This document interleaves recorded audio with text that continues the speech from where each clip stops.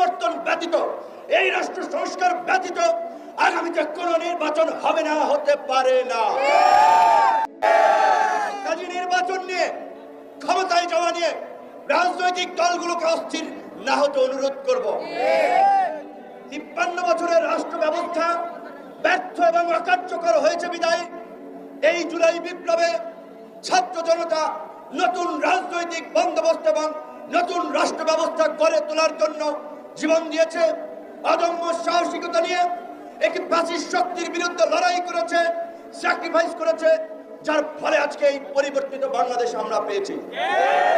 ভুলে গেলে চলবে না, কোন রাজনৈতিক দলের নেতৃত্বে, কোন রাজনৈতিক দলের ডাকে ছাত্র জনতা এই গণ অভ্যুত্থানে অংশ নেয় নাই। ছাত্ররা ডাক দিয়েছিল কোটা সংস্কারের দাবিতে, ছাত্রদের সেই দাবির সাথে যারা সংহতি জ্ঞাপন করেছিল তাদের উপরে ক্রমাগত অত্যাচার, নির্যাতন, হামলা, গুলি, হত্যাযজ্ঞ, সেগুলো এই সমস্ত মানুষকে রাজপথে নেমে আসতে বাধ্য করেছিল।